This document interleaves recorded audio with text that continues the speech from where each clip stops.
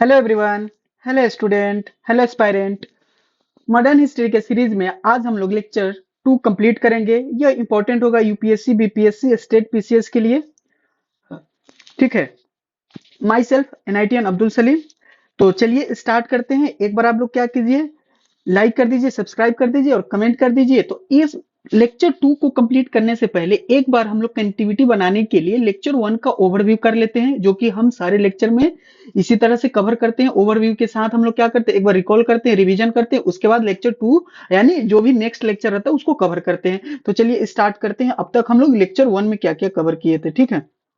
तो लेक्चर 1 में हम लोग कवर किए थे, तो एक तो हम लोग सिलेबस कवर किए थे। ठीक है, कि हमारे सिलेबस में मेंशन है इंडियन नेशनल मूवमेंट, मतलब हमारा मॉडर्न हिस्ट्री जो है हमारा मेंशन है। बाकी हमारा क्या है, हिस्ट्री ऑफ इंडिया मेंशन है। ओके। उसके बाद मेंस में हम लोग एंशिएंट, मेडिएवल, मॉडर्न और पॉलिटिकल पोस्ट इंडिपेंडेंस पढ़ेंगे और वर्ल्ड हिस्ट्री भी पढ़ेंगे। ठीक है।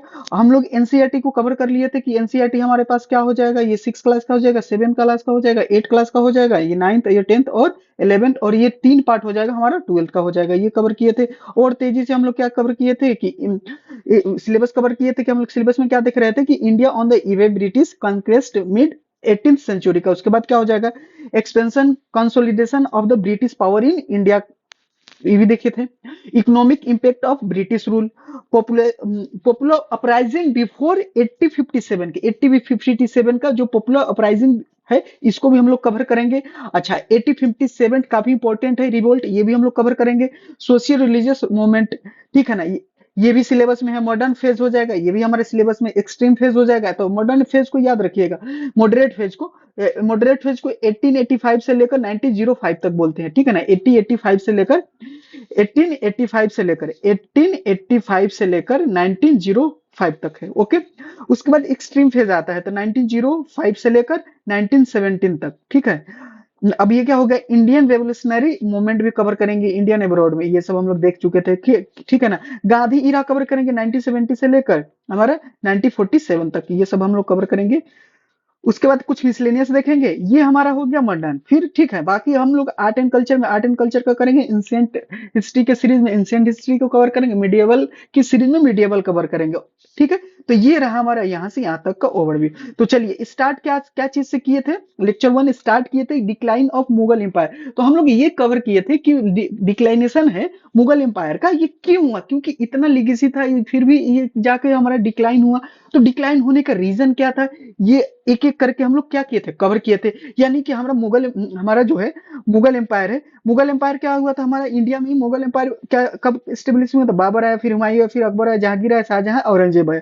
तो हम लोग करना ये स्टार्ट किए थे कि औरंगजेब के बाद हमारा इंडिया में मुगल का क्या हुआ, डिक्लाइन स्टार्ट हो गया था। ठीक है ना, औरंगजेब के बाद। ये रीजन कभी कभी ये दिया जाता है कि अकबर ने काफी एक्सपेंशन और अलग अलग तरीका से किया, मेंटेनें हमारा पे।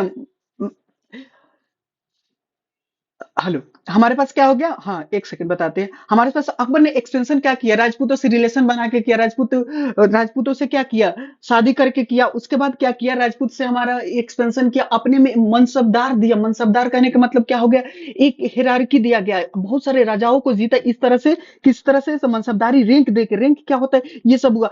बाद में जाके इसमें क्या हुआ था, रैंक जब दिया जाता था, मनसबदारी रैंक जो दिया जाता, मनसबदारी जो रैंक दिया जाता था, उसमें क्या होता था, टैक्स जो कलेक्ट किया जाता था, एक इसके लिए क्या किया था, पेमेंट जो किया जाता था, मनसबदार को जो पेमेंट किया जाता था, वो पेमेंट किससे किया जाता था, तो डायरेक्ट राजा नहीं करते थे, इंपायर नहीं करते थे, अकबर नहीं करते, तो वो क्या करते थे, पीस ऑफ लैंड दे देते थे। पीस ऑफ लैंड को क्या बोलते, जागीर बोलते। और जो इसको मिलता था उसके लिए वो क्या हो जाता, जिसके हक में जाता था उसको जागीरदारी बोलते। अब ये क्या करता था, फार्मर को दिया जाता था जागीरदार, इसको फार्मर को क्या करता था, खेती करने के लिए, कल्टीवेशन करने के लिए वो देते थे। उससे क्या था, जो टैक्स का कलेक्शन होता था, मान लीजिए कि एक मनसबदार को क्या है, 30,000 का सैलरी है, वो क्या करेगा कि अब वो फार्मर से क्या करेगा, 30,000 मान लो या 40,000 मान लो, 40,000 मान लो। ठीक है ना, तो 40,000 मान लेते हैं, तो 40,000 वो अपना सैलरी कहाँ से लाएगा, तो वो टैक्स कलेक्ट करेगा। मान लो 50,000 टैक्स कलेक्ट किया किसी लैंड से, पीस ऑफ लैंड से, जागीरदार से, जो पीस ऑफ लैंड, उससे क्या करेगा, 10,000 वो क्या कर देगा, 50,000 जो कलेक्ट किया वो 10,000 दे देगा राजा को, बाकी जो रहेगा वो अपना सैलरी के लिए रख लेगा। ठीक है ना, तो इस तरह से होता था जागीरदारी सिस्टम, मनसबदारी सिस्टम चलता था। हुआ क्या कि धीरे धीरे क्या हुआ, मनसबदारी सिस्टम फेल हो गया। मनसबदारी सिस्टम फेल होने के बाद मनसबदार को सैलरी देने के लिए औरंगजेब के पास कुछ खजाना नहीं था, या ऐसे कहो कि लैंड ऑफ पीस से जो टैक्स कलेक्शन होता था, टैक्स कलेक्शन नहीं होने लगा। क्यों नहीं होने लगा? तो फार्मर पे इतना ज्यादा टैक्स होने की वजह से फार्मर क्या हो गए, शिफ्ट हो गए। शिफ्ट होने का सेंस मत करने का मतलब क्या होगा, खेती नहीं करने लगे। खेती नहीं होगा तो टैक्स नहीं होगा, टैक्स नहीं होगा तो मनसबदार अपनी सैलरी नहीं पाएंगे, सैलरी नहीं पाएंगे तो मनसबदारी सिस्टम क्या हो जाएगा, हमारा डिस्टर्ब हो जाएगा। तो मनसबदारी सिस्टम डिस्टर्ब होने से क्या हो जाएगा, तो हमारे पास क्या होगा, आर्मी वीक हो जाएगा। आर्मी वीक होने से क्या हो जाएगा, फॉरेन इन्वेजन हो जाएगा। फॉरेन इन्वेजन होने से क्या हो जाएगा, बहुत सारी प्रॉब्लम हो जाएगा। ठीक है ना? तो इस तरह से डिक्लाइनेशन होने लगेगा। ठीक है ना? आपस में ही क्या हो गया, इंटरनल डिस्टर्बेंस क्रिएट हो जाएगा। तो बहुत सारी बात है। अब क्या फॉल्टी लेगेसी होने लगा। फॉल्टी लेगेसी का मतलब पहले लेगेसी था कि राजा महाराजा लोग को बहुत मानता था मुगल एम्पायर को। अब धीरे धीरे क्या हो गया, इनका इम्पैक्ट जो हो गया कम होने लगा। क्यों कम होने लगा, तो इंटरनल कंफ्लिक्ट होने लगा। क्योंकि जजिया कर रिलीजियस पॉलिसी की वजह से, फॉरेन पॉलिसी की वजह से, ठीक है ना, टैक्स इम्पोज करने की वजह से, इस सब लेगेसी पॉलिसी क्या हुआ, तो फॉल्टी लेगेसी होने लगा। मनसबदारी हो गया, रिलीजियस पॉलिसी की वजह से हो गया। तो जगीरदारी का क्राइसिस पर है, मनसबदारी क्राइसिस पर है। लॉयलिटी क्या हो जाएगा, मिनिस्टर को लॉयलिटी कम हो जाएगा, आर्मी यूनिट कमजोर हो जाएगा, पॉपेट रूरल बनने लगेंगे, पॉपेट रूरल बनेंगे और इंटरनल डिस्टर्बेंस हो जाएगा, एक्सटर्नल सिक्योरिटी का डैमेज होने लगेगा, फर्दर एक्सपेंशन हो जाएगा, वार फर्दर एक्सपेंशन करना पॉसिबल नहीं होगा। फर्दर एक्सपेंशन कैसे कीजिएगा, अगर करने जाइएगा तो वार वार करने जाइएगा तो आपका रिसोर्सेज कम होगा, रिसोर्सेज कम होगा क्योंकि आप वार में हारिएगा। हारिएगा क्यों, तो आर्मी आपका वीक है। आर्मी क्यों वीक है, तो क्योंकि सैलरी पे नहीं हो पा रहा है। तो इस तरह से क्या हो जाएगा, मुगल का डिक्लाइनेशन धीरे धीरे हुआ, सडन तो नहीं हुआ, धीरे धीरे स्टार्ट हुआ औरंगजेब के बाद। नॉन अब एक और रिलीजियस पॉलिसी में क्या आ गया, तो रिलीजियस पॉलिसी में क्या हो गया, औरंगजेब ने नॉन मुस्लिम टैक्स पे टू मुस्लिम मतलब जजिया कर इम्पोज कर दिया रिलीजियस में। ठीक है ना? ऐसा कोई भी मान लो क्या है, या ऐसा कोई भी प्लेस पे जाना है, ठीक है ना, जैसे कि हम non pay tax to Muslim ruler which is a collect jizya. अब मान लो क्या है, बहुत सारे नॉन मुस्लिम पीपुल है। अब उनको प्रोटेक्ट करने के लिए कोई भी मुस्लिम मुगल या मुगल एम्पायर उससे टैक्स लेता था। टैक्स लेने का मतलब क्या होगा, हम आपको प्रोटेक्ट करेंगे, आपको टैक्स देना पड़ेगा। बट ये मुस्लिमों पे नहीं था। ठीक है ना? और अब अकबर का आ गया, तो ये क्या हुआ, मैट्रिमोनियल अलायंस किया, मैट्रिमोनियल में शादी का संबंध बनाए, किससे, अपने अपने अलग अलग रिलीजन में। अकबर डिड नॉट इम्पोज जाजिया कर, कोई भी कर अकबर ने किसी भी रीजन पे, चाहे वो मुस्लिम हो नॉन मुस्लिम हो, रिलीजियस टेक्स्ट को इंपोज नहीं किए थे। ठीक है ना? अच्छा, इम्पसाइज इज ए सुटेबल। बट अब यहां से क्या हो गया, इंपायर इनके लिए क्या था, इनके समय में इंपायर स्टेबल थे। इंपायर स्टेबल होने के मतलब इंटरनल कोई डिस्टर्बेंस नहीं था। इंटरनल डिस्टर्बेंस नहीं होने की वजह से ये क्या होता था, फॉरेन में एक्सटर्नल एक्सपेंशन करना इनके लिए पॉसिबल था। इनका आर्मी जो था स्ट्रॉन्ग था, उस समय मनसबदारी सिस्टम चल रहा था, मिनिस्टर लॉयल थे। ठीक है ना? अब बहुत मतलब मुस्लिम नॉन मुस्लिमों का सपोर्ट था। ठीक है ना? तो जजिया टैक्स इंपोज होने का मतलब ये किए, जजिया टैक्स इंपोज किया कौन, औरंगजेब। तो इंटरनल डिस्टर्बेंस होना, अलायंस हो गया, ब्रेकडाउन हो जाएगा, टेम्परेट उनका डिस्टर्ब होने लगा राजपूतों से। ये सब हम लोग कवर कर लिए हैं। ठीक है? अब एग्रीकल्चर नहीं होगा तो टैक्स कलेक्टर नहीं होगा तो और भी सारे। अब एक और रीजन पढ़ते हैं कि हम लोग क्या पढ़ते, प्रिमोगिनेचर पढ़े थे कि मतलब औरंगजेब के बाद क्या होगा ना, प्रिमोगिनेचर नहीं था। प्रिमोगिनेचर ये वर्ड होता है जिसका ये सेंस होता है कि अगर मान लीजिए कि हेरिडेटरी माने सक्सेसर जो होगा, सक्सेसर का कोई रूल नहीं था। यानी कि बड़ा बेटा बनेगा कि छोटा बेटा बनेगा, इंपायर या राजा या कौन बनेगा, ये कोई भी रूल नहीं था। प्रीग्नेचर जहां होता है इसका मतलब होता है कि जो बड़ा बेटा होगा वो बनेगा। तो आपस में सारे भाई लड़ेंगे, तो सारे भाई आपस में लड़ेंगे किसके लिए, सक्सेसर के लिए, राजा बनने के लिए। तो क्या होगा, आपस में इंटरनल कंफ्लिक्ट होगा। इंटरनल कंफ्लिक्ट होने से क्या होगा, आपस में रिसोर्सेज की बर्बादी होगी। बर्बादी होने से क्या होगा, वीक होगा अपना आर्मी वीक होगा तो एक्सपेंशन करना पॉसिबल नहीं होगा। इसके वजह से क्या होगा, और डिक्लाइन होने लगा। अब मान लीजिए क्या होगा, अब मान लो कि जिसका जो इंटरनल डिस्टर्बेंस होगा, तो जो मिनिस्टर जिसको सपोर्ट कर देगा वो क्या करेगा, वो बन जाएगा राजा। राजा बनने का मतलब क्या होगा, इस समय से पपेट राजा बनना स्टार्ट हो गए। पपेट राजा बनना इसलिए स्टार्ट हो गए कि मंत्री राजा नहीं बन सकते हैं, तो वो किसी ऐसे को सपोर्ट करेंगे कि मंत्री अपनी सारी बातों को राजा से मनवा सके अपनी फायदा के लिए। ठीक है ना? तो उस तरह के राजा को क्या किए, राजा बनाने लगे। तो उस समय क्या बोला जाता था कि हमारे पास जितने भी राजा बने वो पपेट राजा बने। ठीक है ना? किसके हेल्प से बने, तो ये हेल्प से बने, मिनिस्टर के हेल्प से बनने लगे, मंत्री के हेल्प से बनने लगे। ठीक है? तो ये हुआ। अब उसके बाद क्या हुआ, बहादुर शाह है। बहादुर शाह वन है जो कि सबसे बड़े बेटे थे, 65 साल के एज में। ये 5 साल के लिए आफ्टर किसके, औरंगजेब के बाद ये मुगल एम्पायर को संभालते हैं। ठीक है ना? तो इनके समय में क्या हुआ, जो अब तक औरंगजेब ने जितने भी प्रॉब्लम क्रिएट किए हुए थे कि जिसकी वजह से मुगल एम्पायर डिक्लाइन की तरफ जा रहा था, ये चाहते थे कि ये सबको ठीक करे। ठीक है ना? कौन, बहादुर शाह वन। तो ये ठीक करने के लिए क्या चाहते हैं, कोलिजन मतलब राजपूतों से सुलह चाहते हैं, ठीक है ना, कोलिजन चाहते हैं। बाकी जितने भी थे सिख थे उनसे प्रॉब्लम जो भी था, मराठा से जो प्रॉब्लम था, ये सारे प्रॉब्लम को दूर करना चाहते थे और अपना मुगल एम्पायर को स्ट्रांग करना चाहते थे, स्ट्रांग करना चाहते, एक्सपेंशन बढ़ाना चाहते थे, ठीक है ना। तो ये सारी प्रॉब्लम को दूर करने के लिए वो एक एक बार सबके पास जाएंगे। तो चलिए स्टार्ट करते हैं। वो सबसे पहले कहा जाते हैं राजपूत के पास, जय सिंह, आमेर के जय सिंह के पास जाते हैं। जय सिंह के पास जाते हैं जिनके नाम पे अभी जयपुर की सिटी है, ठीक है ना, अम्बेर के राजा थे, ठीक है ना, जय सिंह, उन्हीं के नाम पे ये जयपुर पड़ा हुआ है जो कि पिंक सिटी के नाम से अभी फेमस है। ओके, वहां पे जाते हैं तो वो क्या बोलते हैं, अम्बेर और मालवा मेवाड़ के राजा क्या बोलते हैं, अजीत सिंह, ये दोनों आपस में क्या चीज बोलते हैं, बहादुर शाह से बोलते हैं कि हमको मालवा और गुजरात का क्या चाहिए, मालवा और गुजरात का हमको सूबेदारी दे दीजिए, तब हम आपके सारी बातों को मानेंगे, आपसे अलायंस कर लेंगे। But Bahadur Shah was not ready, Bahadur Shah ready नहीं होते हैं, जिसकी वजह से राजपूतों से एक बार और अलायंस बनाने में वो क्या रहते हैं, विफल हो जाते हैं, और एक बार जो चांस रहता है वो क्या हो जाता है, खत्म हो जाता है बहादुर शाह का राजपूतों से क्या करने में, अलायंस करने में, ठीक है ना। अब अलायंस करने लेंगे पर हाई रैंक चाहिए, मतलब वो और भी क्या मांगते हैं, सूबेदारी मांगते हैं, हाई रैंक मांगते हैं, मनसबदारी मांगते हैं, अपना एक क्या कहते हैं, टैक्स कलेक्शन करने के लिए राइट मांगते हैं, ठीक है ना।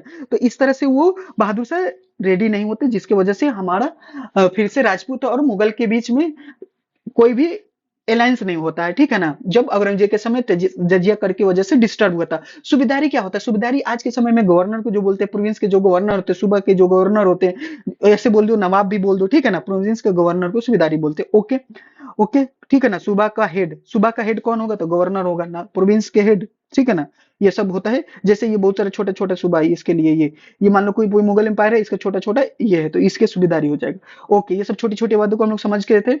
उसके बाद एक और बताओ, तो अब यहाँ से क्या जाते हैं, यहाँ से वो जाते हैं, पार्ट 2 में चलेंगे तो क्या होगा, सिख के पास जाते हैं। सिख से कंफ्लिक्ट क्यों हो जाता है, तो जहांगीर के टाइम में आते हैं, वहां पे बहादुर शाह सिख के पास क्यों जाते हैं, भाई सिख क्यों नाराज रहते हैं मुगल से, तो उसके लिए बैक में हम जाएंगे जहांगीर के पास। जहांगीर के समय में मुगल एम्पायर ने क्या किए रहते हैं, तो वो क्या करते हैं, एक सिख गुरु जो रहते हैं, सिख गुरु को क्या करते हैं, वो कत्ल कर देते हैं, ठीक है ना, मर्डर कर देते हैं, जिसके वजह नाइन्थ सिख गुरु रहते हैं, नाइन्थ सिख गुरु को वो क्या कर देते हैं, जहांगीर ने मर्डर कर दिया सिख गुरु अर्जुन देव का, ठीक है ना। तो यहां से भी कंफ्लिक्ट स्टार्ट हो गया था, देखो ये आया ना, अर्जुन देव जो रहते हैं सिख गुरु अर्जुन देव, सिख गुरु अर्जुन देव का मर्डर किसने कर दिया, जहांगीर ने कर दिया। तो इससे भी कंफ्लिक्ट स्टार्ट हो गया था सिख और किसमें, मुगल में। तो उसी को ठीक करने के लिए जाते हैं, ठीक है ना, जहांगीर के टाइम में आगे हम लोग। तो अब क्या हो गया, तो आते हैं, तो अब ये क्या करते हैं, तो अर्जुन देव के जो क्योंकि जहांगीर ने मर्डर कर दिए रहते हैं, जिसकी वजह से क्या होता है, सिख और हमारे सिख कम्युनिटी में और मुगल एम्पायर में कंफ्लिक्ट क्रिएट हो जाता है, कोई भी अलायंस नहीं रहता है, ठीक है ना। तो बहादुर शाह सिख गुरु गोविंद सिंह को अब देखो क्या करते हैं, ये एक झूठा ही सही, लेकिन मतलब झूठा कहने का मतलब दिखावा के लिए अपने गुरु गोविंद सिंह को अपना गुरु मान लेते हैं, ठीक है ना। बहादुर शाह सिख जो रहते हैं, बहादुर शाह वन जो रहते हैं, सिख गुरु गोविंद सिंह को अपना वो गुरु मान लेते हैं, दिखाने के लिए कि हम आपके तरफ से क्या रहते हैं, इम्फिती रहते हैं, मतलब अपना वो शो करना चाहते हैं कि हम भी गुरु मानते हैं, ताकि रिलेशन बेहतर हो, ये दिखावा होता है। लेकिन गुरु गोविंद सिंह को अब होता क्या है, तो अब उसमें थोड़ा सा तो चीजें क्या होगी, बेहतर होगी गुरु मान लेने से। बट आफ्टर क्या होगा, यहाँ से देखिए प्रॉब्लम क्रिएट फिर वो कर देंगे बहादुर शाह। गुरु गोविंद सिंह के जैसे मृत्यु होती है, डेट होती है, वो मर जाते हैं, उसके बाद बहादुर शाह कैप्चर कर देते हैं लाहौर, जो काफी इंपॉर्टेंट है, पंजाब का रीजन जो है, ठीक है ना, वो काफी इंपॉर्टेंट होता है सिख गुरु के लिए, ठीक है ना, सिख कम्युनिटी के लिए, उस पर वो कब्जा कर लेते हैं मुगल। इससे क्या होता है, फिर सिख गुरु का विश्वास वो क्या करते हैं, खो देते हैं। अब जैसे सिख गुरु का विश्वास खोते हैं, अब वहां के लाहौर घर के एक क्या रहते हैं, मिनिस्टर जो रहते हैं, खालसा आर्मी वो लोग क्रिएट किया रहता है। जैसे जैसे वो लोग एक जगह से दूसरे जगह जाता है, तो वो अपने ऊपर अटैक होने से बचने के लिए एक ये लोग खालसा आर्मी रखते थे। तो खालसा आर्मी के जो हेड होते हैं उस समय के, बंदा सिंह रहते हैं, बंदन सिंह उसका क्या रहते हैं, हेड रहते हैं। तो हेड रहते तो वो क्या करते हैं, गुरु गुरु गोविंद सिंह के मरने के बाद जैसे ही हमारा बहादुर शाह, ठीक है ना, मुगल एम्पायर बहादुर शाह कैप्चर करता है, बहादुर शाह कैप्चर करता है। कैप्चर करने के बाद क्या होता है, बंदा सिंह उस पे अटैक करता है, बहादुर शाह पे अटैक करके वो फिर क्या कहते हैं, रीकैप्चर करता है लोहगढ़ को, ठीक है ना। अच्छा, इस इस बैटल को हम लोग नाम से जानते हैं बैटल ऑफ लोहगढ़ में, जिसमें बहादुर शाह की हार होती है और सिख बांदा सिंह कम्युनिटी की क्या होती है, जीत होती है। और इसमें क्या रिकैप्चर किया जाता है, लोहगढ़ को फिर से रिकैप्चर किया जाता है। लास्ट में चांस तो मुगल एम्पायर टू सिख का लास्ट चांस रहता है कि ये भी कंफ्लिक्ट क्रिएट हो जाता। उसके बाद क्या आ जाएगा, तुम्हारा हमारा औरंगजेब, हमारा तुम्हारा औरंगजेब, हमारा औरंगजेब जो भी हो, मुगल एम्पायर का औरंगजेब रहता है। ठीक है, सिंपल बात समझते हैं, ठीक है ना। तो औरंगजेब रहता है, औरंगजेब के समय में क्या होता है, औरंगजेब के समय में देखो क्या होता है, ये सारी प्रॉब्लम क्रिएट हो रही थी, जो भी रहता फैलाया रहता है औरंगजेब उसको ठीक करते हैं, ठीक करने का कोशिश भी करते हैं। तो ये ठीक करने में कितना पैसा भी बर्बाद करेंगे, 13 करोड़ रुपए बर्बाद कर देते हैं बहादुर शाह। इसीलिए उनको बेखबर भी बोलते हैं, साहे बेखबर के नाम से इनको जाना जाता है, ठीक है ना। एक हिस्टोरियन ने इनको साहे बेखबर बेखबर बोलते हैं कि ये 5 साल में सिर्फ पैसा को क्या किए, बर्बाद किए, खत्म किए, और इनसे कोई भी रिजल्ट नहीं निकल पाया, ठीक है। अब देखो जहांगीर के समय में शाहजहां शाहजहां शाहजहां बेटा, अब जहांगीर के टाइम में एक फिर से चलते हैं, जहांगीर बैकग्राउंड पीछे चलते हैं जहांगीर के समय।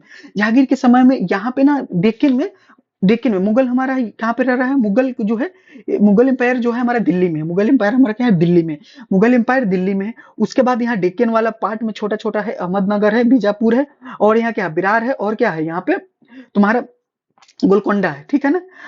ओके, बीदर है, बिरार है, ऊपर में है बिरार, नीचे में है बीदर, ठीक है ना, क्लियर है। बिरार, बीदर, ठीक है ना। उसके बाद हो जाएगा बीजापुर, और यहाँ से अहमदनगर, गोलकोंडा। तो ऐसे बताओ, ये हो जाएगा अहमदनगर, बिरार, और ये क्या हो जाएगा, बीदर, और यहाँ से क्या हो गया, बीजापुर, ठीक है ना। इधर में हो गया बीजापुर, नीचे में हो गया ये बीजापुर, थोड़ा सा इधर में समझो कि जयपुर की तरफ बीजापुर।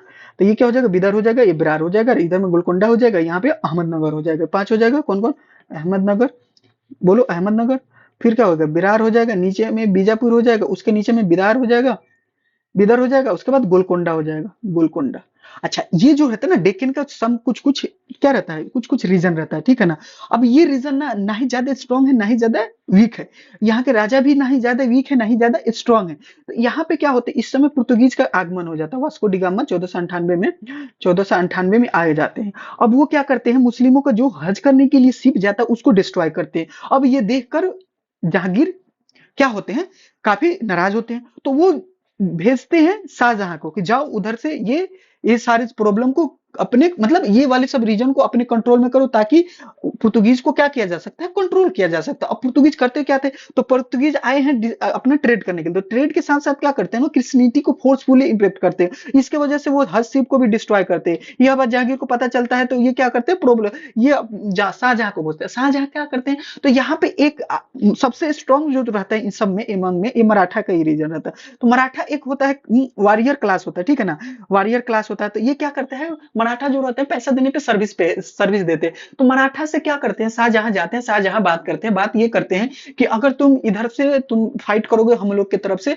और ये सारे रीजन को हमारे कंट्रोल में लाने में मदद करोगे, तो हम तुमको पूना दे देंगे। पूना में क्या होता है, पूना ऐसा रीजन से क्या होगा कि वो लोग रेडी हो जाएंगे। तो पूना के आसपास ही हमारे क्या रहते थे, मराठा रहते थे। तो वो लोग रीजन वो लोग को अपना हो जाएगा, तो वहां रहना आसानी से हो जाएगा। तो ये बात सुन के वो लोग शाहजहां का साथ देता है, और सारे रीजन में से सिर्फ अहमदनगर को छोड़ के बाकी क्या हो जाएगा, मुगल एम्पायर के कंट्रोल में आ जाता है, और पुर्तगीज पे थोड़ा सा कंट्रोल भी होता है। तो ये होता है मराठा में। फिर बाद में मराठा से भी क्या होगा, ये अभी तक स्थिति ठीक है। फिर जाके बहादुर शाह के समय में मराठा से भी स्थिति क्या हो जाएगा, क्लियर होगा। वो फिर पूना मराठा से लेकर किसी और को दे दिया जाएगा, ठीक है ना। वो आगे के लेक्चर में हम लोग कवर करेंगे। तो फिर मराठा और मुगल में क्या होता है, कंफ्लिक्ट जनरेट हो जाएगा। तो ये हम लोग कवर किए थे सिंपल लेक्चर थोड़ा सा 1 का, ठीक है ना। अब लेक्चर 2 स्टार्ट करते हैं, ठीक है, ठीक है। मॉडर्न हिस्ट्री चल रहा है, lecture 2 by NITN Abdul Salim. Like करो, सब्सक्राइब करो, कमेंट करो, ठीक है। चलो, तो अब तक हम लोग कवर किए थे। अभी हम लोग बहादुर शाह के बारे में हम लोग कवर किए कि बहादुर शाह कैसे कैसे कोशिश की। तो ये भी फेल हुए, लोहगढ़ में भी फेल हो गए, सिख गुरु से भी वो क्या किए, सिख गुरु से भी अपना रिलेशन बनाने में, कंफ्लिक्ट को खत्म करने में क्या हुए, विफल रहे, ठीक है ना। तो फेल हो गए। ये मराठा से भी क्या हो जाएगा, फेल हो जाते हैं। अब मराठा से थोड़ा सा बताएंगे, मराठा से क्या करते हैं, मराठा से जब जाते हैं तो मराठा से बोलते हैं कि ये देंगे, स्वदेश मुखी देंगे, चोट देंगे। अभी हम ये बताते हैं क्या होता है। ये मेवाड़ और आमेर को, यहाँ से क्या थे, जय सिंह थे, यहाँ से अजीत सिंह थे। तो इन दोनों से क्या बोले, वो हाई रैंक की सूबेदारी मांगते थे और टैक्स कलेक्शन करना चाहते थे। सूबेदारी तो पहले भी था, लेकिन टैक्स कलेक्शन का राइट नहीं था, टैक्स कलेक्शन करके दे देना रहता था। अब ये लोग अपना राइट मांगना चाह रहे थे, तो इनको फिर नहीं दे पाते, तो यहाँ पे भी फेल होते हैं। ठीक है ना। साहेब खबर के नाम से बहादुर शाह को जाना जाता था 5 साल के लिए, 1707 से लेकर, एक बार ये बस याद नहीं करना, बस समझने के लिए हो जाएगा। 30 करोड़ साल में उड़ा दिए हैं, 30 करोड़, 30 करोड़ 5 साल में उड़ा दिए। 13 ही करोड़ बोल रहे थे, 30 करोड़ है। ठीक है ना। साहेब खबर हो जाएंगे, ट्रेजर खाली हो गया, खाली ये। अब ये इसको उस समय के कौन बोलता है, काफी खान हिस्टोरियन रहते हैं, वही बोलते हैं साहिब खबर। कोई खबर ही नहीं है। लास्ट उम्मीद मुगल एम्पायर के सारे सेव करने के, मतलब अब ये चाहते थे कि क्या हो गया, मुगल एम्पायर ठीक हो जाए, सारे कंडीशन ठीक हो जाए, ये लास्ट था चांस, ये खत्म हो जाता है। इसके बाद जो भी आएंगे सिर्फ अपना क्या करेंगे, जो भी एम्पायर आएंगे, जो भी राजा आएंगे, अपने खाने पीने पे ध्यान देंगे। कोई मतलब नहीं होगा कि दिल्ली में कैसे रूल हो रहा है, कैसे एक्सपेंशन हो रहा है, कहाँ पे क्या प्रॉब्लम, उससे कोई मतलब नहीं। सारे वीक आएंगे। ठीक है ना। अब देखो बहादुर शाह के बाद अब कौन सा रूल आएंगे, तो कैसा चलेगा। तो बहादुर शाह के 2 बेटे अजीम उन शाह, अब ठीक है ना, जहांदर शाह, 2 बेटे रहते हैं। अब देखो जहांदर शाह और अजीम उन शाह, ठीक है ना, जो जहांदर शाह रहते हैं, अब इनको ना मिनिस्टर सपोर्ट कर देते हैं। जहांदर शाह उतना कामयाब नहीं है, काबिल नहीं है, कैपेबल नहीं है। ठीक है ना। अजीम उन शाह थोड़ा सा कैपेबल रहते हैं। तो अगर अजीम से अब अगर मान लो कि अगर ये बन जाते थे मिनिस्टर के अकॉर्डिंग, अगर ये बनते तो मिनिस्टर क्या सोचते हैं, उनके सोचने में आ रहा है दिमाग में, अरे यार मैं अगर हम लोग अगर अजीम उन शाह को राजा बनाते हैं तो मुगल को बचा लेगा, ये तो थोड़ा कैपेबल है, ये थोड़ा अच्छा है, इसका थिंकिंग प्रोसेस क्या है, अच्छा है, ये अपने आर्मी को ठीक करेगा, ये जो भी जजिया कर है उसको ठीक करेगा, मतलब उसको करने से हटा देगा। मराठाओं से क्या करेगा, अपना रिलेशन अच्छा करेगा, सिख से अपना रिलेशन अच्छा कर सकता है, क्योंकि कैपेबल है। तो हम लोग को मिनिस्टर को क्या ये प्रॉब्लम इसलिए हो जाएगा कि हम लोग को क्या होगा, फायदा कोई नहीं होगा। बट इससे मंत्री सेना को कोई फायदा नहीं होगा। आया ना बात। तो सो मिनिस्टर सब इसे राजा नहीं मानते हैं और नहीं बनाते हैं, इसका हेल्प भी नहीं करते हैं। तो ये कैपेबल भी था। ठीक है ना। शायद ये कैपेबल है इसलिए इसको साथ नहीं देते हैं, क्योंकि ये बात नहीं मानेगा मिनिस्टर का। तो साथ किसका देते हैं, जो कैपेबल नहीं रहता है। ठीक है ना। जहांदर शाह का। तो जहांदर शाह का साथ देता है। अच्छा राजा नहीं है ये, राजा बनने लायक भी नहीं है, फिर भी मंत्री इससे क्या करते हैं, बनाते हैं कि अपना मौज होगा, अपना मस्ती करेंगे, अपना जो भी फायदा होगा मिनिस्टर अपना करेंगे। तो मिनिस्टर ने चाहा जहां से जहां जहांदर का, देखो मिनिस्टर्स ने जहांदर के हेल्प से अजीमुल शान को मरवा डाला। मतलब अब ये क्या किया, अब इसको सपोर्ट किया जहांदर शाह को, इसको मरवा डाला। ठीक है ना। अजीमुल शाह को मरवा डाला, दोनों आपस में भाई ही थे। अब उसके बाद मरवाने के बाद क्या होगा, मिनिस्टर इसको सपोर्ट कर दिया, अब ये राजा बन जाता है। जो जहांदर शाह राजा आएगा। ठीक है ना। तो इसके बाद आएगा जहांदर शाह, बस 1 साल के लिए ही रहता है। ठीक है ना। पपेट बना, पपेट रूलर होगा, नॉट केपेबल है मुगल को, तो अब गया। अब तो ये आया इसके हाथ में तो गया, तब देखो कैसे कैसे जाएगा। ठीक है ना। अब यहाँ से देखो जहांदर शाह ने क्या क्या किया। तो अब देखो सबसे पहला बात जहांदर शाह के बारे में हम लोग क्या करेंगे, तो 70-12 से लेकर 70-13 का बात कर रहे हैं। तो खराब राजा बनता है। ठीक है ना।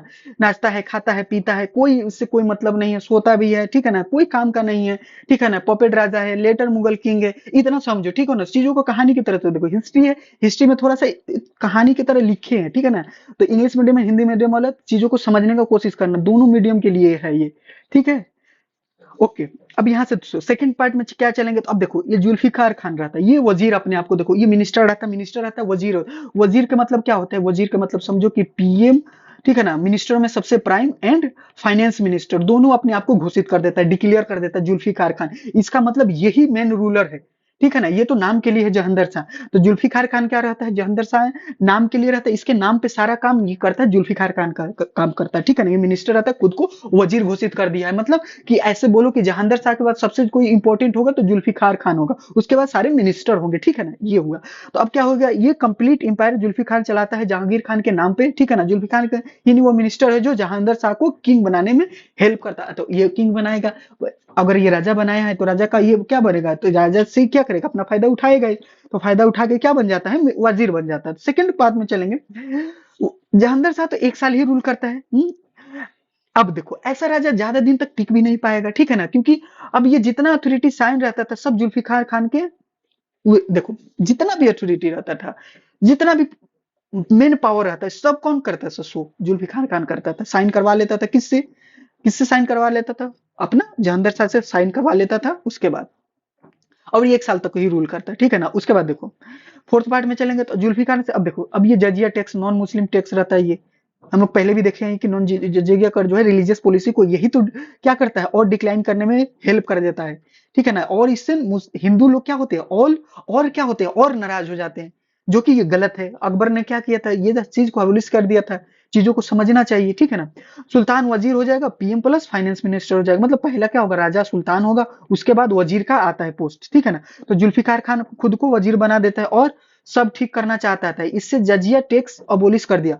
अब देखो अब क्या खुद डिसीजन ले लिया जाए, जो जजिया टैक्स जो इम्पोज था ये थोड़ा बेहतर करना चाह रहा, राजा तो बन नहीं सकता है, क्योंकि राजा जो बनेगा क्या बनेगा, मुगल का किसी राजा का बेटा ही बनेगा, ठीक है ना, हेरिडिटी चल रहा था, तो मिनिस्टर तो बन नहीं सकता। तो ये लोग क्या करते थे, एज ए राजा की तरह अपनी अथॉरिटी को यूज करता था, ठीक है ना।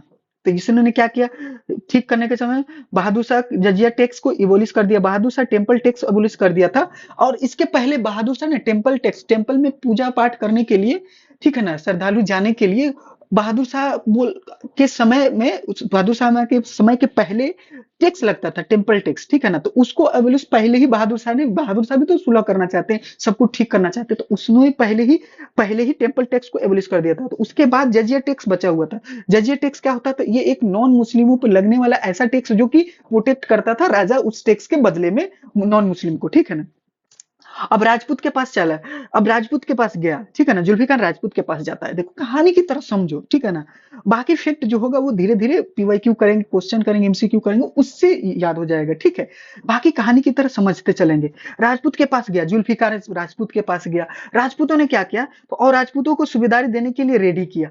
हम जुल्फिकार खान, हम तुम लोगों को, राजपूतों को, ठीक है ना, राजपूतों को वो क्या करने के लिए रेडी हो गया, तो देने के लिए रेडी हो गया, क्या रेडी नहीं, सुबेदारी देने के लिए रेडी हो गया। राजपूत और मुगल का रिश्ता ठीक करना चाहता था, इसलिए वो सुबेदारी देने के लिए रेडी हो गया। सुबेदारी तो पहले भी दिया जाता था, लेकिन वहां पे क्या होता था, टैक्स क्या टोटल टैक्स सबमिट करना पड़ता था मुगल को। अब टोटल टैक्स का राइट किसको मिलेगा, इनको मिलेगा, राजपूत को मिलेगा। इसने नहीं, अब इसमें आएगा, इसीलिए इसमें आ जाएगा तुम्हारे पास, क्या आ जाएगा अभी हम बताते हैं, चौथ आ जाएगा, चौथ आ जाएगा और स्वदेश मुखी आ जाएगा। वो लोग ये चाहते थे कि हम लोग को मिले, इसके लिए उसने राजपूत को मिर्जा राजा सवाई का टाइटल भी दिया। अब राजपूतों को ये टाइटल दिया जा रहा है, राजपूतों को टाइटल दिया जा रहा है, ठीक है ना, मिर्जा राजा सवाई, मतलब सवाई के मतलब, सवाई में के मतलब क्या होता है, सावा मतलब 1 पॉइंट, मतलब एक से ज्यादा गुना, मतलब 1.25 टाइम्स कोई, ठीक है, ये टाइम से देना चाह रहा है, ठीक है। अब आ जाओ, अब सुनो, तो अब क्या हो, मराठा को भी अब देखो, अब मराठा से मराठा को सुबेदारी तो दिया, मराठा को भी स्वदेश मुखी एंड चौथ राइट दिया। अब ये भी देना चाह रहे हैं, रिलेशन गुड विथ मराठा। तो इससे क्या होगा, जो भी रिलेशन खराब था वो थोड़ा सा बेहतर हुआ मराठाओं के साथ। अब ये बताओ, मराठा के साथ ये क्या हो गया, सरदेश मुखी और चौथ। अब देखना, तुमको थोड़ा सा आइडिया देते हैं, दिया। चलो आगे बढ़ते हैं। अब आते हैं हम, ये हमारा 6 नंबर में चलेंगे। अब जुल्फिकार खान के बाद क्या कहता है, जुल्फिकार खान का सबसे अच्छा जो प्रॉब्लम, बिग प्रॉब्लम इशू था क्या था, जुल्फिकार खान को सबसे ज्यादा प्रॉब्लम बिग इशू किससे था, तो मुगल की फाइनेंशियल काफी वीक हो गया था। अब ये देखो, एक बात बताओ, अब क्या हो गया, सुनो, सिंपल हम बता रहे हैं कहानी, ठीक है ना, चीजों को समझना। बाकी तुम ये जब रिवीजन करोगे ना, तो ये सब कहानी की तरफ पढ़ोगे, तो वो मेरा स्टोरी जो हम अभी तुमको सुनाएंगे वो सब याद होगा। अब देखो, और बेहतर करना चाहता था मुगल इंपायर को, मुगल इंपायर को और बेहतर करना रहा था, ठीक है ना। ठीक है, तो कौन करना चाह रहा था, जुल्फिकार खान करना चाह रहा था। तो वो बिग प्रॉब्लम को कैसे कंप्लीट करेगा, तो फाइनेंशियल बहुत वीक हो गया है मुगल एम्पायर, वो क्या करेगा, तो उसके लिए क्या करेगा कि लैंड जो होगा उसको क्या करेगा, ऑक्शन में लाएगा, उसको बेचेगा, उसको बेचने का मतलब क्या, ऑक्शन में लाएगा, तो उसको बोलेगा इजारा, ठीक है ना, इजारा करेगा, ठीक है ना। फाइनेंस के रेवेन्यू को, फाइनेंस को क्या करता है, रिवाइव करना चाहता है, बहुत जरूरी था, मतलब रिवाइव मतलब और जीवित लाना चाहता था, फाइनेंस को स्ट्रॉन्ग करना चाहते, इसके लिए इजारा सिस्टम स्टार्ट किया, इजारा सिस्टम, इजारा सिस्टम को इसको बोलते हैं, मतलब किसी चीज को ऑक्शन करना स्टार्ट किया। इसमें क्या होता है कि एक, तुमको अभी भी बताए थे कि जागीर को क्या बोलते हैं, पीस ऑफ लैंड बोलते हैं, जहां से टैक्स कलेक्ट हो, तो वहां टैक्सेबल लैंड को बोलते हैं जागीर। अब यहाँ से कौन कौन इस लैंड को टैक्स कलेक्टर बनना चाहता, अब गया और कहीं पे जाएगा और बोलेगा यहाँ पे महफिल में, इस जागीर को कौन कौन इस जागीर पे कौन कौन टैक्स कलेक्ट करना चाहता था और कौन सबसे ज्यादा बोली लगाएगा, यानी एक साल में सबसे ज्यादा टैक्स कलेक्ट करके कौन देगा, उसी को ये जागीर दिया जाएगा और वो क्या कहलाएगा, जगीदार कहलाएगा। तो वो बाइडर रहेंगे, ठीक है ना, बोली लगाने वाले आएंगे, कोई बोलेगा 10,000 दे सकते हैं, कोई बोलेगा 2,000 दे सकते हैं, कोई बोलेगा 12,000 दे सकते हैं, ठीक है ना। अब जो सबसे ज्यादा बोली लगाएगा वो क्या करेगा, उसको मिलेगा जागीर। अब वो जागीर मिला तो जिसको मिलेगा वो जागीरदार कहलाएगा। अब वो टैक्स कलेक्ट करना चाहेगा। अब ये बात जो, तो ये हुआ इजारा सिस्टम। इस तरह लैंड को इजारा सिस्टम में लाया गया, ऑक्शन में लाया गया लैंड को, जमीन को, ठीक है ना। अब फार्मर से वो तो बिना सोचे यहाँ पे कल्टीवेशन अच्छा होगा कि नहीं होगा, फसल अच्छा होगा कि नहीं होगा, अच्छा मौसम अच्छा है कि नहीं है, कोई ये सब नहीं सोचते थे। वो तो हाई बोली लगा दिए। अब हाई बोली लगाने के बाद क्या होगा, अगर टैक्स कलेक्शन उतना नहीं हो पाया तो फिर से फाइनेंशियल क्या आएगा, क्राइसिस आएगा, फिर टैक्स का प्रॉब्लम आएगा। ये और ये बात सच भी है, ये कभी भी जितना बोली बाइडर लगाए हैं, बोली लगाने वाला जो ऑक्शन किया है, ठीक है ना, ऑक्शन में जितना बोली बोला है वो कभी भी किसी साल भी उतना नहीं दिया। तो अब मान लो क्या कोई नहीं दिया, फिर ऑक्शन में जाएगा वो जागीर, फिर अगला साल कोई इसी तरह से करेगा, फिर नहीं उतना टैक्स दे पाएगा, ये प्रोसेस चलते रहेगा। तो इस तरह से क्या है, ये भी क्राइसिस में आ गया। तो यानी इजारा सिस्टम क्या हो गया, फेल हो गया, इजारा सिस्टम अगेन फेल हो गया। तो अब देखो फार्मर से टैक्स को परेशान होकर खेती छोड़ने लगे। अब फार्मर से इतना टैक्स कलेक्ट करने लगा हाई रैंक पे, क्योंकि उसको भी फायदा चाहिए जागीरदार को। इससे क्या हो गया, फार्मर सोचे हम क्यों ही बेकार का हम लोग खेती कर रहे हैं, इतना टैक्स देना पड़ता है, इससे अच्छा हम लोग क्या करेंगे। तो इसके चक्कर में क्या होगा, वो खेती छोड़े तो कुछ ना कुछ उनके लिए रहने सहने के लिए कुछ ना कुछ चाहिए। तो उनकी वजह से वो लोग क्या करे, रबरी करने लगे, वो लोग डाकू बन गए, ठीक है ना। तो उससे क्या होगा, इंटरनल डिस्टर्बेंस क्रिएट होने लगा। इंटरनल डिस्टेंस क्यों होगा, क्योंकि टैक्स नहीं आ रहा है, फाइनेंस नहीं आ रहा है, रेवेन्यू कलेक्ट नहीं हो रहा है, तो आर्मी को सैलरी नहीं मिलेगा तो आर्मी वीक होगा, ठीक है ना। आर्मी वीक होगा तो इंटरनल डिस्टर्बेंस क्रिएट हो जाएगा, फार्मर खेती नहीं करेंगे तो फूड क्राइसिस भी आएगा। इजारा सिस्टम क्या होगा, जुल्फिकार खान लाया ताकि टैक्स कलेक्ट करके फाइनेंशियल कंडीशन को ठीक करे, बट वो और फेल हो गया। ठीक है, समझ में आया। ओके, ये रहा हमारा, क्या रहा, ये हमारा टोटल रहा अब तक का जुल्फिकार खान और जहांदर शाह का स्टोरी। फिर आता है फर्रुखसियार आएगा, इसके बाद कौन आएगा, तो बहादुर शाह को देख लिए थोड़ा सा ओवरव्यू, और भी डिटेल में पढ़ेंगे। जहांदर शाह का ओवरव्यू देख लिए, फर्रुखसियार का ओवरव्यू देख रहे, ठीक है ना। एक बार एक दो लेक्चर के बाद तुम लोगों को ना कनेक्टिविटी बन जाएगा, ठीक है ना, टोटल चीज याद करवा देंगे, उसी तरह से बनाए हैं, पोल की तरह बनाए हैं, पोल भी है, ठीक है, पोल भी आएगा, पोल भी करेंगे हम लोग। मैजिक पोल तो अपना इंपॉर्टेंट है, सारी चीजों को लेक्चर में ही याद करवाएंगे, ये भी बिलीव करना, विश्वास करना, ठीक है ना। ये एक लेक्चर बनाने में ना 5 आवर्स लगता है, 2 आवर्स प्लस रिकॉर्डिंग रेडी करना, अपलोड करना, मतलब एक लेक्चर बनाने में ना 8 to 10 आवर्स लगता है, इतना समझो। तो ट्रस्ट करो, और ट्रस्ट करके लाइक करो, थोड़ा सा अच्छा लगे तो दोस्तों में शेयर करो, फीडबैक चाहिए, मोटिवेशन चाहिए, ठीक है। अब देखो, अब यहां से देखो, बहादुर शाह हो जाएगा, जहांदर शाह का 1 साल तक किया, ये 5 साल तक किया, अभी तक 6 साल तक डिक्लाइन फेज चल रहा है, लेटर फेज चल रहा है। उसके बाद आता है फारूकसिया, 1317 से लेकर क्या आएगा, 1719 तक आएगा। ये जो ऑल्सो पॉपेट रूलर, ठीक है ना, सब मिनिस्टर सपोर्ट हिम। अब क्या करते हैं, अब यहां से कहानी समझते हैं, क्या जहांदर शाह के बाद जो आया राजा रूलर, क्या वो भी पपेट था, तो बिल्कुल था। अब इसको कौन बनाएगा, अगेन अगेन क्या होगा, अगेन कौन बनाएगा, किंग मेकर। किंग मेकर उस समय कौन होते थे, किंग मेकर तो हम लोग देख लिए मिनिस्टर होते थे, क्योंकि वो खुद क्या हो सकते हैं, किंग बन नहीं सकते हैं, रूलर बन नहीं सकते हैं, तो वो किंग मेकर की तरह रोल अदा करते थे और अपना फायदा उठाते। तो मिनिस्टर सपोर्ट करते हैं फर्रुखसियार को। अब देखो कहानी समझने की कोशिश करते हैं। अब देखो इस समय के मिनिस्टर कौन रहते, तो उस समय का जहांदर शाह के समय जुल्फिकार खान रहता है, ठीक है ना, जो कि अपने आप को वजीर बना लिया है। अब ये रहेगा फर्रुखसियार। फर्रुखसियार का समय 13 से 19, 17, 19, ये भी मान लो कितना हो गया तुम्हारा 6 ईयर का, ठीक है। 6 ईयर का बाद चल रहा है। अब यहाँ के किंग मेकर रहते हैं सैयद ब्रोदर्स, ये मिनिस्टर रहते हैं, ठीक है ना, सैयद ब्रोदर रहते हैं, किंग मेकर्स रहते हैं। फर्रुखसियार को राजा बनने में हेल्प करते हैं, राजा बनने में हेल्प करेंगे तो अपना फायदा उठाएंगे, ठीक है ना। तो फर्रुखसियार को पॉपेट की तरह इसको ट्रीट करेंगे, अच्छा खुद को भी वजीर। अब इसमें 2 भाई रहते हैं, एक रहता है अब्दुल्ला खान, ठीक है ना, एक रहता है हुसैन अली खान, तो एक रहता है अब्दुल्ला खान। अब इतना नाम याद नहीं रखोगे, इसमें एक बात समझ लेना कि एक वजीर बन जाता है। वजीर टर्म से क्या आप समझते हैं, तो फाइनेंस मिनिस्टर और प्राइम मिनिस्टर दोनों को कंबाइंड फॉर्म को हम लोग वजीर बोलते हैं, ठीक है ना। सुल्तान के बाद यही पोस्ट आता है, ठीक है ना, काफी इंपॉर्टेंट पोस्ट होता है, सबसे पावरफुल पोस्ट होता है मुगल समय में। हुसैन अली खान ये खुद को क्या कहला, मिलिट्री कमांड मान लिया। मिलिट्री कमांड किसको बोलते हैं, तो मीर बख्शी वर्ड को, मीर बख्शी वर्ड से क्या समझते हैं, मिलिट्री कमांड। कमांड क्या होगा, तो आर्मी का सबसे कमांड जो रखे, हेड जो होगा उसको बोलेंगे मीर बख्शी। मीर बख्शी, ठीक है ना, मीर बख्शी। मीर बख्शी किसको बोलते हैं, तो मिलिट्री कमांड को बोलते हैं। तो बताओ तो मीर बख्शी किसको बोलेंगे, मीर बख्शी बताओ किसको बोलेंगे। तो सबसे पहले बताओ तो, तुम लोग अब तक कितना बोले, बताओ तो जजिया कर, जजिया कर बताओ, टेम्पल टैक्स के बारे में बताओ। फिर बताओ तुम इजारा बताओ, फिर बताओ तो इजारा क्या होता था, ऑक्शन में जाता था लैंड, या रिलीजियस टैक्स था, तो ये लैंड टैक्स था, ये रिलीजियस टैक्स था, ठीक है ना। ये तुम्हारा टेम्पल टैक्स हो जाएगा। तो इस तरह से हो जाएगा। मीर बख्शी वर्ड से क्या समझते हो, मीर बख्शी, तो ये हो जाएगा मिलिट्री कमांड। फिर तुम इससे क्या समझते हो, वजीर से क्या समझते हो, बोल के देखो एक बार, लिखो, लिखो एक बार। PM plus finance minister. सुल्तान होता है पहले, फिर क्या होता है, वजीर होता है, फिर क्या होता है, मिनिस्टर होता है, ठीक है ना, ये होता है। किंग मेकर कौन रहते हैं इस समय, किंग मेकर कौन रहते हैं, एक बार रिकॉल करो, किंग मेकर इस समय के मिनिस्टर रहते हैं, ठीक है ना, मिनिस्टर रहते हैं। इस समय के रूलर कैसे रहते हैं, तो पोपेट रहते हैं, ठीक है ना। ये कौन 5 साल तक कौन किया था, बहादुर शाह वन किया था, ठीक है ना, 65 साल की उम्र में किया था। ये सब कुछ ठीक करना चाहता था। उसके बाद जहांगीर शाह 1 साल के लिए बना। इसके में इस समय कौन रहता है, तो जुल्फिकार खान रहता है। जुल्फिकार खान खुद को क्या कहता है, वजीर कहता है। जुल्फिकार ही क्या रहता है, इजारी सिस्टम लाता है। यही क्या करता है, स्वदेश मुखी और चौथ देता है मराठा को। यही क्या करता है, हमारा मराठा से और राजपूतों से भी ये क्या करता है, मराठा को सवाई का टाइटल देता है मराठा लोग को, ठीक है ना। इस तरह से करना पड़ेगा बेटा, हो जाएगा, कोई नहीं, परेशान नहीं हो, ट्यूनिंग मैच कर जाएगा, ठीक है ना।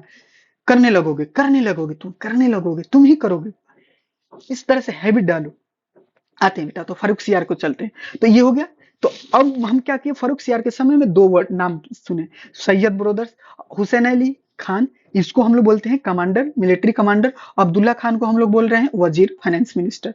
क्लियर है। अब सुनो, अब स्टार्ट करते हैं। वो फेज 1 हो गया, मतलब पार्ट 1 हम लोग कवर किए। अब यहाँ से आ जाओ, पार्ट 2 में हम लोग कवर करेंगे, इसी कहानी को आगे बढ़ा रहे हैं। कौन सा, फारूक सियार और हमारा सैयद ब्रदर, देखिए ना, फारूक सियार और सैयद ब्रदर्स के ही कहानी को आगे बढ़ा रहे हैं। अब सुनो, मरवार के राजपूत राजा के साथ अच्छी relation establish by Syed brothers. मतलब मरवार जो था ना, मरवार हमारे पास, मरवार के जो अजीत सिंह थे, मरवार के राजा अजीत सिंह थे। और क्या थे, जय सिंह थे। राजपूत रूलर के साथ ये क्या करता है, अच्छा रिलेशन डेवलप करते हैं, ठीक है ना। पहले से जय सिंह के साथ ही था, ठीक है ना। जाट के साथ भी अच्छा करते हैं। अब ये देखो, ये जय सिंह के साथ भी अच्छा था और जाट के साथ भी अच्छा करते हैं। अच्छा, यहाँ पे जाट लोग रहते, ठीक, मरवार में जाट लोग रहते, क्योंकि राजपूतों से तो वो कर लिए थे, जुल्फिकार खान कर लिए थे, ठीक है ना।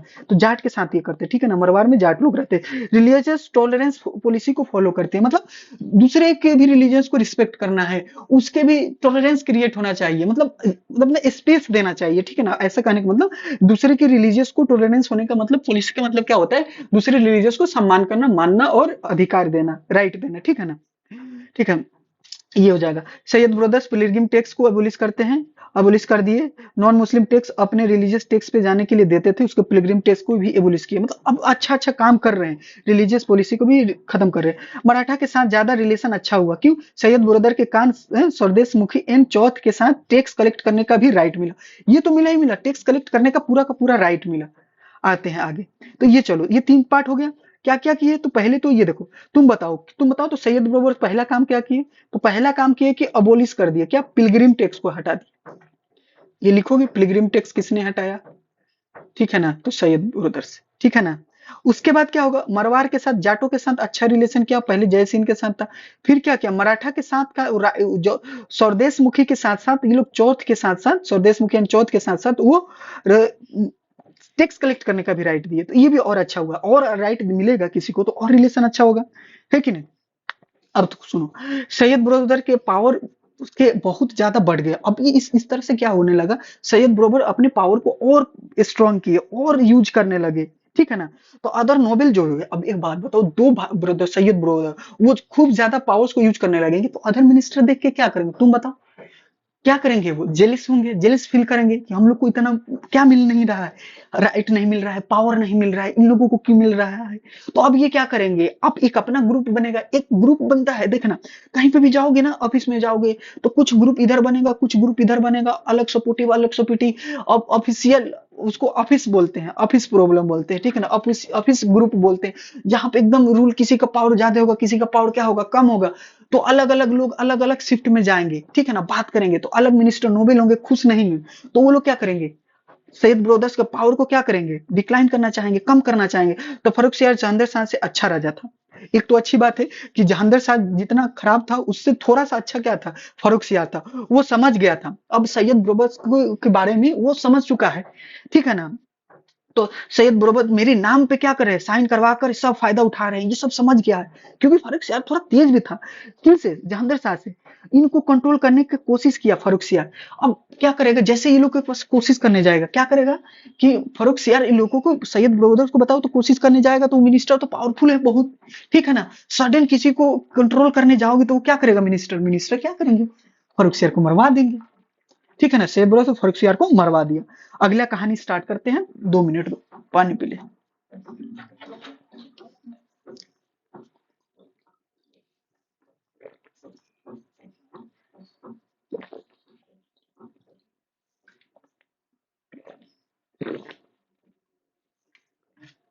चलो कहानी को स्टार्ट किया जाए।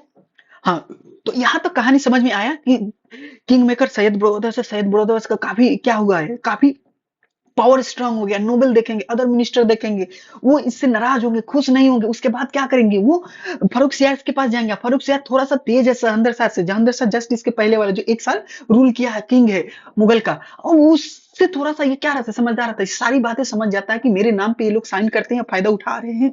अब वो क्या करेगा, उन लोगों को कंट्रोल करने चाहेंगे, लेकिन सैयद मुहम्मद का पावर इतना बढ़ गया है कि वो लोग मिलके अदर मिनिस्टर को और अपनी तरफ करके फर्रुखसियार को ही मरवा देते हैं। तो अब क्या होगा, मरवाने के बाद क्या होगा, अब कोई ना कोई राजा बनना चाहिए, तो अब से वो अपना राजा को मरवा दिया, उसके मिनिस्टर नहीं मरवा दिए, पहला ऐसा कॉन्फ्लिक्ट है कि मिनिस्टरों ने राजा को मरवा दिया। अब कितना स्थिति खराब हो गया है बताओ, मुगल का मैंने क्या लेगेसी था, क्या एक्सपेंशन हो रहा था, कहाँ वार होके कितने जीते जा रहे थे, अकबर के समय कितना एक्सपेंशन हुआ, ठीक है ना, बातें चल रही थी कि मुगल एम्पायर पावर, यहाँ मिनिस्टर ही अंदर का ही मिनिस्टर, अपना मिनिस्टर, मैंने क्या मतलब सेंस रह रहा है, ये सरकाज़्म हो गया कि मिनिस्टर मरवा रहे हैं राजा को। अच्छा जी, अब अपने न्यू राजा चाहिए, अब ये लोग कह रहे हैं कि अब तो हम लोग राजा चाहिए। अब ये राजा क्या होगा, तो रफीउद्दीन दरज, ये माइनर होता है, अब देखो ये क्या बता रहे हैं, जल्द बीमारी के चलते डेड हो जाता है, रफीउद्दीन दराज को बनाते हैं तो मर जाता है, फिर रफीदुल्ला शाहजहां टू को, ये भी माइनर होता है, ये भी मर गया जल्दी से, 1 साल में 3 राजा मर गए, कौन कौन, तो फर्रुखसियार मर गया, फिर ये रफी उद दराज, ठीक है ना, ये भी माइनर रहता है, तो ये बीमारी बीमारी की वजह से मर गया, ठीक है ना, ये भी माइनर की वजह, ये भी बीमारी की वजह से मर गया, 1 साल में 3 राजा मर गए। अब सुनो, ओके, अब देखो, अब राजा जो आएगा रोशन अख्तर, इसका ओरिजिनल नाम है, इसको ऐसे भी नाम से जाना जाता है, मोहम्मद शाह रंगीला, आते हैं मोहम्मद शाह रंगीला पे आते हैं। अब देखो नेक्स्ट राजा मोहम्मद शाह रंगीला होता है, जो काफी दिन रूल किया, ये काफी दिन रूल किया, देखो मोहम्मद शाह रंगीला जो आएगा, ये देखो, ये हुआ, ये हुआ, अब ये हुआ, ठीक है ना। तो 1 साल में 3 राजा मरने के बाद 1719 से लेकर 1748 में, तो देख रहे हो कहानी, पहले ये इसलिए नाम भी नहीं इंपॉर्टेंट रहता है, फर्रुखसियार के बाद सीधा मोहम्मद शाह रंगीला को हम लोग डिस्कस करते हैं, ठीक है ना। हम लोग को बस एग्जाम के लिए पढ़ना है, बस बात खत्म, ठीक है। नेक्स्ट राजा मुगल मोहम्मद शाह रंगीला है, काफी ज्यादा दिन तक रूल किया, सैयद ब्रदर्स को बाकी मिनिस्टर के से हेल्प से बनता कैसे है, तो सैयद ब्रदर्स के ही हेल्प से बन रहा है, ठीक है ना। अब मोहम्मद शाह रंगीला ने अब देखो मोहम्मद शाह रंगीला जो है भारत के राष्ट्र किंग मेकर को मारा है।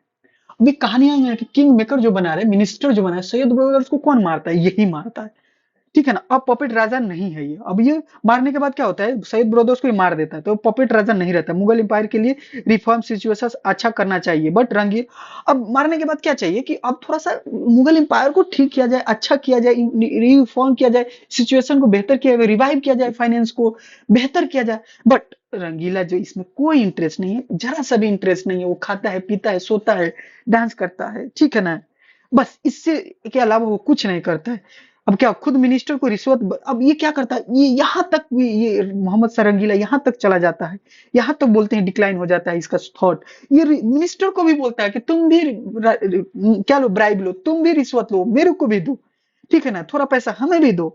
तो राजा क्या करेंगे, उनको गिफ्ट में दे देगा राजा, मिनिस्टर क्या करेंगे, छोटी छोटी गिफ्ट देते रहेंगे, राजा खुश रहे, कि ताकि हम लोग क्या करें, अपना फायदा उठाते रहे, मिनिस्टर खूब फायदा उठाते हैं, इसको पता ही नहीं चल रहा है कि और डिक्लाइन हो रहा है और हमारा रूल जो हो रहा है खराब हो रहा है, उसको कोई फर्क नहीं पड़ रहा है, मिनिस्टर भी रंगीला को झूठी तारीफ कर करके खूब फायदा उठा रहे हैं।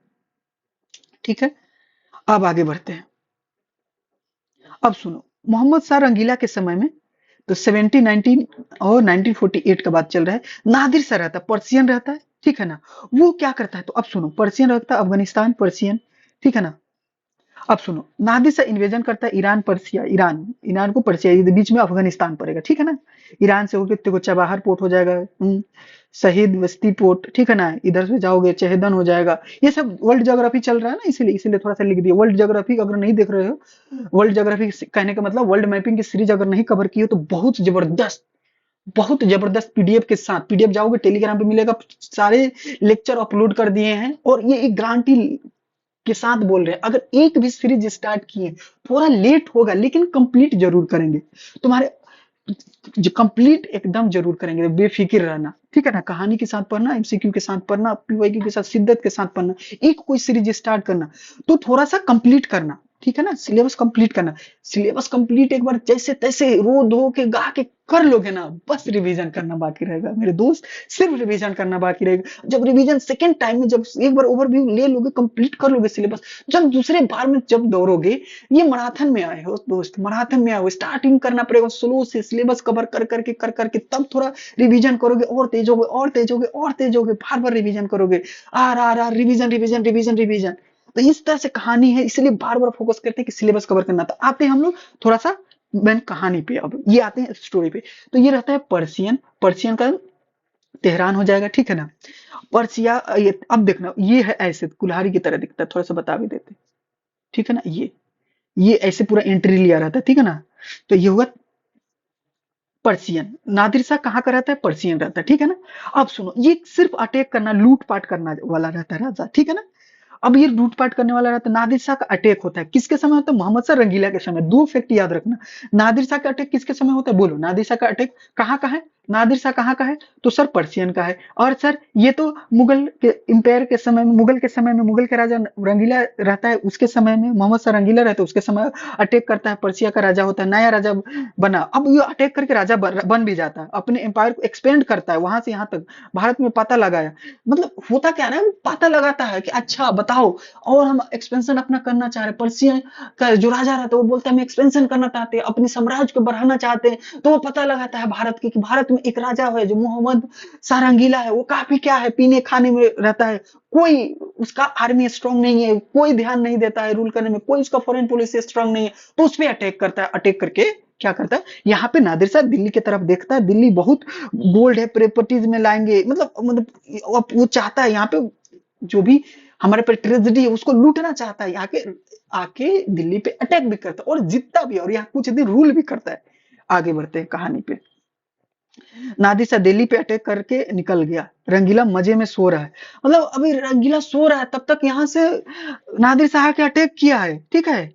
अब कर्नल पहुंच गया है, नादिर शाह कर्नल पहुंचा, इधर राजा सो रहा है, वहीं पे रंगीला नादिर शाह के बीच लड़ाई हो रहा है, ठीक है ना। रंगीला हार गया, हारना ही है, जाहिर सी बात है।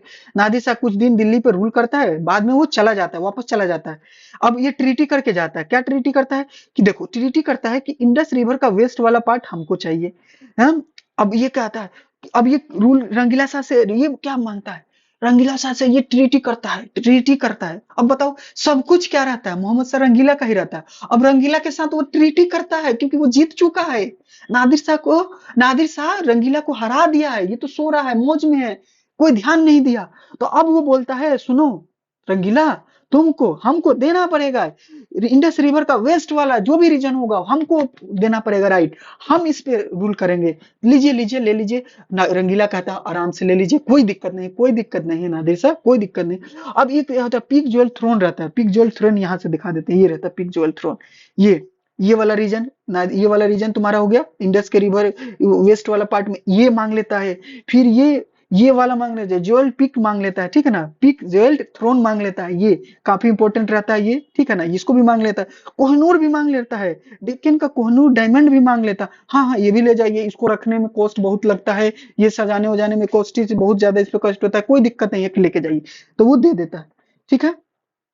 वो दे देता है। ओके, कोई दिक्कत नहीं। आगे बढ़ते हैं।